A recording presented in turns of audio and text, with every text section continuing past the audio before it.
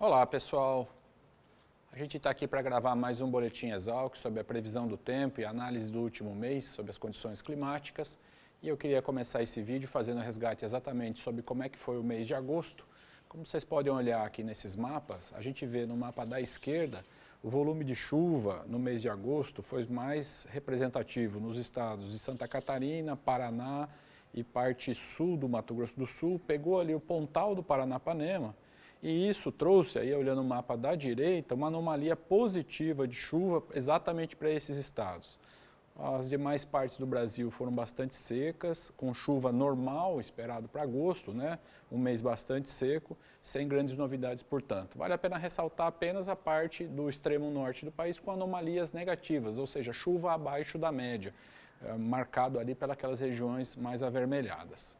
Essas condições de seca basicamente mantiveram a umidade do solo muito baixa em todo o país.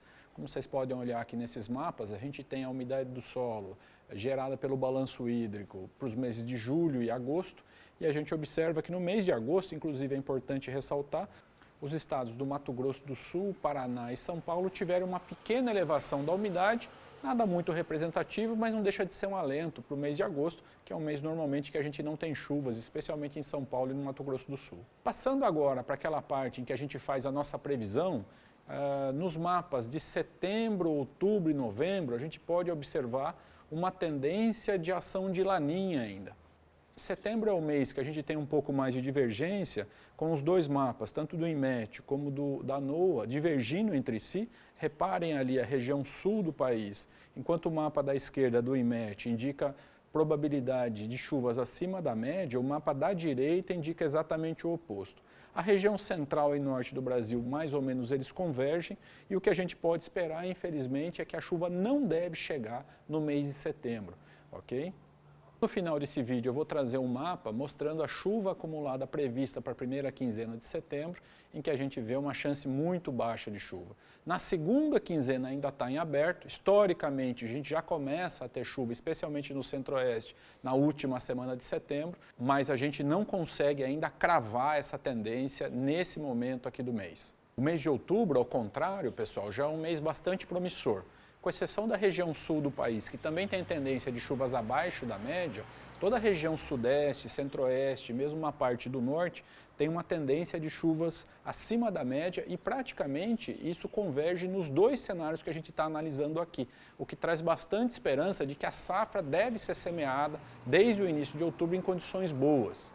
Para terminar essa sequência de análise do trimestre, vamos dar uma olhada nos mapas de novembro, no qual a gente pode ver uma condição bastante favorável, especialmente para a região central do Brasil.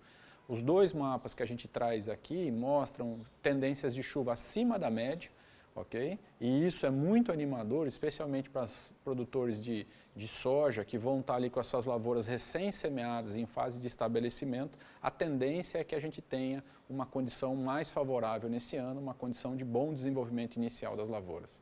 Na região sul, ao contrário, pessoal, a tendência não é boa pelo segundo ano seguindo. Os dois mapas indicam tendência de chuva abaixo da média, o que mantém a condição de preocupação e o que também nos traz ali a lembrança da laninha. A gente já vai ver nos mapas na sequência, a laninha tem uma tendência de enfraquecimento nesse final de ano, mas ela ainda está agindo e ela pode ser a explicação para essa tendência que vocês observam aqui nos mapas na parte sul do país. Como eu mencionei de laninha, aqui nesse gráfico vocês podem observar uma tendência de enfraquecimento.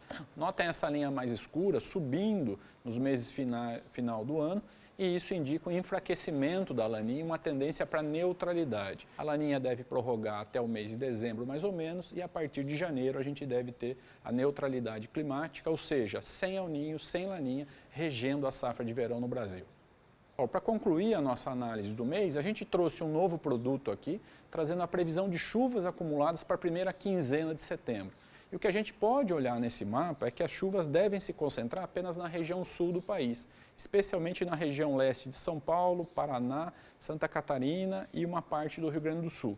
Toda a região central, e a gente destaca a região central porque é a principal produtora de grãos do país, deve permanecer seco na primeira quinzena.